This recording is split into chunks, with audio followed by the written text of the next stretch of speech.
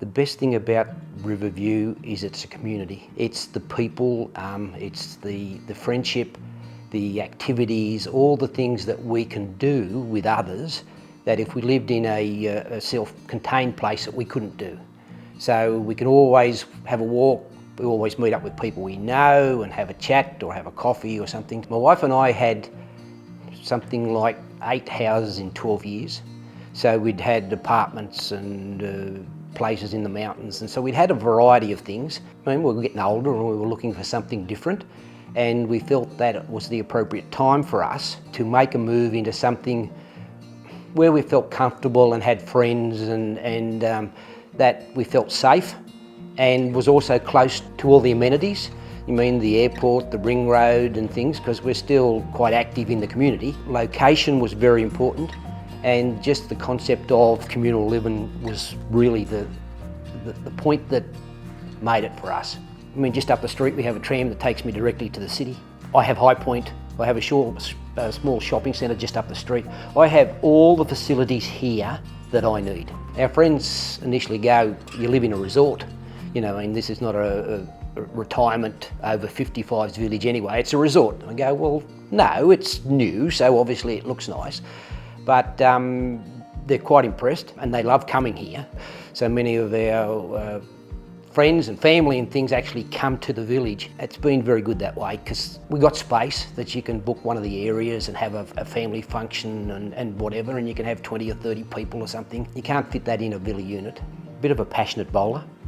And I was very happy when the bowling green was put in. When I came, I was the only bowler on site, and I believe we've got somewhere around 30 plus bowlers here now. Many are playing competition outside of the village with the different clubs. I mean, some things I don't do the Tai Chi or the line dancing, that's not my style, but many of the other things that some of the activities we have in the nights and whatever, like just recently we had pancake night for Shrove Tuesday. Here I know my neighbours, I know the people that live in the street. I would know 90% of the 150 odd people here.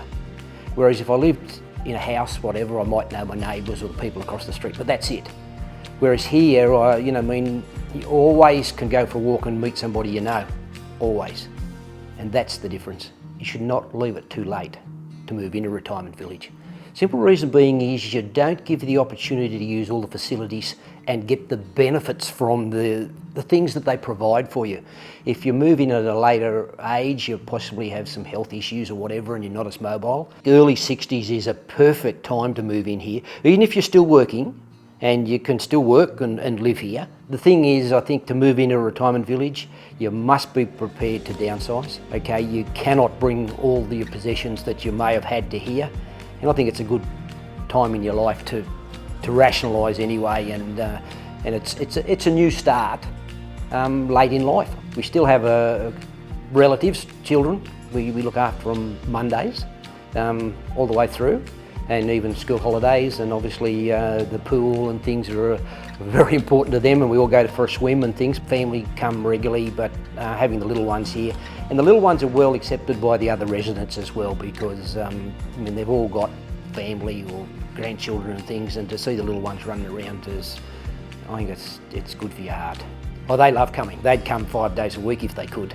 But obviously I'm not up to doing 5 days a week. They know the people as well, and the people that live here know who they are. They can talk to people, and people will stop and talk to them, and you know we're in a safe environment for that to happen. There is a feeling of security within the village. We have many single ladies living here for that particular reason, they feel safe and they feel that they're part of a community. If we go away, all the neighbours look after our property and everybody knows that we're away, and so all those things I think help.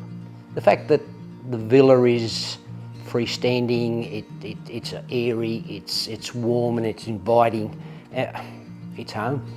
The village made every effort to contact the residents. We had little gift bags hung on our doors and little pot plants and all those sorts of things that, while we couldn't meet management face to face, we could still talk to them on the phone. They were still available. Many of our residents walked around the village because of our gated community, and to go for a 10-minute walk usually took about an hour and a half the time you saw people walking past, and whilst we had our masks on and everything, we all still were able to keep our distance but have a chat.